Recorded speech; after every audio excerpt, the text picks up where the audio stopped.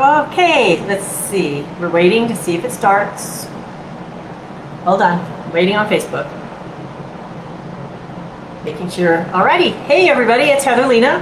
So I am here with our weekly message. So it's going to have positive affirmations in it, but we're really going to be talking about whatever message I'm feeling needs to be delivered this week.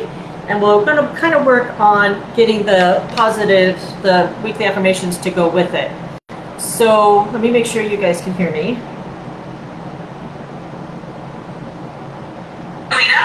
So I am. Yep, okay.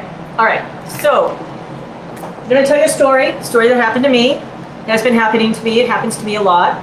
But this was just confirmation about how following your intuition and listening to your spirit team is extremely important at times. So back in June, my sister and I, we went to Las Vegas for a concert. I may have posted about that, may not have, anyway.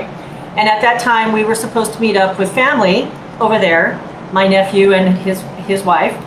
And the kids ran into a problem. They had an issue with their car, and they were having issues with the air conditioner in the house they were living in, which that the house belongs to my sister. And so we go to Vegas. We don't get to see the kids. We come back home.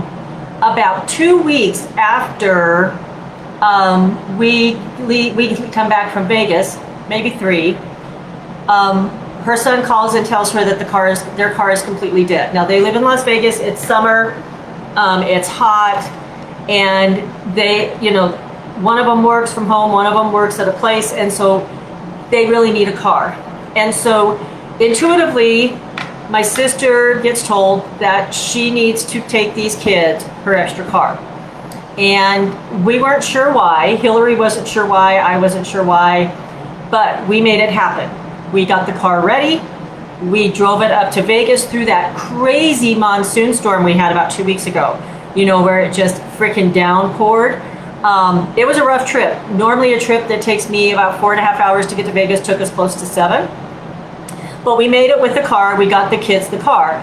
Both of us I felt like there was going to be something that was going to happen that was going to require those kids to have to leave quickly, and they needed a car for that. That was the message that I kept getting, was that those kids were going to have a problem where they needed to get out. They needed to get out and be able to go and have a car to be able to do that. Now, they went from a tiny little Hyundai car that didn't have a whole lot of space to an SUV, because the car we took them was a Hyundai SUV, right? Fast forward 2 weeks. So Saturday morning, I get a phone call at 3 o'clock in the morning from the kids. Their air conditioner has again gone out in the house. Now, this air conditioner has been a thorn in our side for over a month, right? And so I end up on the phone with my nephew, and I end up having to order him a swamp cooler, and I tell him, you're gonna have to go pick it up. I ordered a big one, but it should fit in the car. And it did. And otherwise, they would have had to have waited until Home Depot decided to deliver it. No clue what time, right? Well, the one I bought them wasn't working for them. The house, it wasn't coordinated. A swamp cooler, you know, if the humidity's high and it's high humidity, it's not going to do anything anyway. So the kids are able to get back into that car that we took them 2 weeks prior, and they go back to Home Depot, and they're able to take my thing that I bought them back and get them something else that works better, knowing that the air conditioner will eventually be fixed. So what is the moral of the story in all of that? The moral of the story is my sister could have very well ignored the messages she was getting and blown it off and said, you know what? I'm not going, I'm not taking my car, they don't need my car, blah, blah, blah, whatever, right? But we didn't. We actually took him the car. And I told Hillary, I said, now we know why the kids needed this car. And Hillary just looked at me and just shook her head, right? Because you never know what's going to happen, but your spirit team will lead you in the right direction, which is what they were actually doing. So our message, first of all, this week is to trust your inner voice. If it doesn't feel right, don't do it. If it feels right, do it, okay? Trust your inner voice. Know that there's a reason why you're getting these messages that you're getting, okay? And remember that you need to accept the shifts and changes in your life. I did not need to be going to Vegas the second time within 3 weeks of having just been there, right? But I made the accommodation. Hillary made the accommodation, and I followed my inner voice, because I kept getting, you need to stay 2 nights.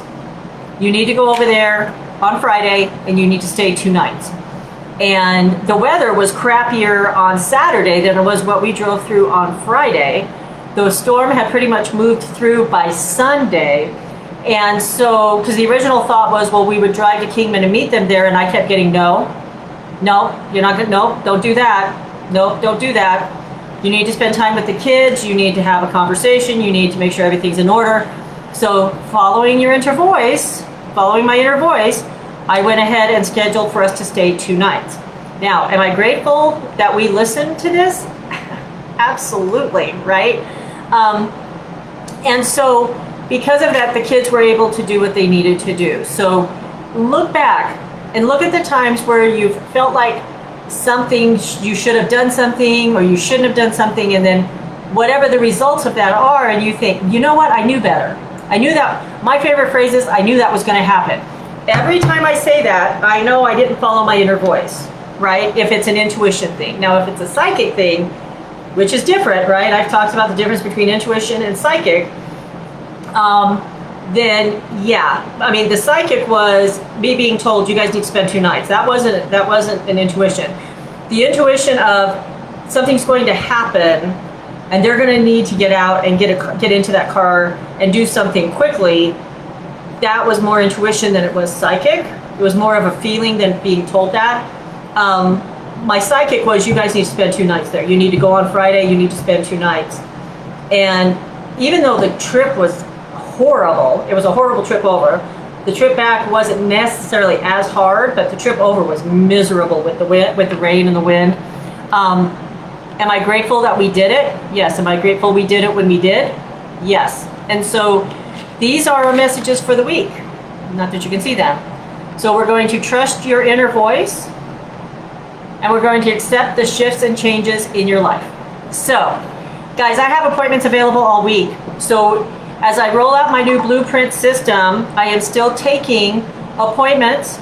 I'm doing all the other services that I used to do as I roll into this new process. And even as I roll through the blueprint process, I'm still going to be doing the single sessions, the personalized sessions. So there's no better time than now to start helping yourself and start healing through happiness. Start your healing process so that you can be happy, right? The expectation is that you're happy all the time right now, and that you have to be happy in order to heal. What I'm saying is, let's get you healed so you have that happiness. So with that, I'm out. You guys have a great week. Get a hold of me. You can call me. You can at 289-586-8928, 289-5868. You can schedule an appointment online. Come by the building when I'm here. This building is hot. I walked in today and turned on the air conditioner, and it showed it was 93 degrees in this building. It has cooled off some. But if you're needing a special time, you work during the week and you need a special time to come in, just let me know. I will be here. We will schedule it, and we'll give you your own personal shopping experience. So with that being said, have a great night. Day. Talk to you later. Bye.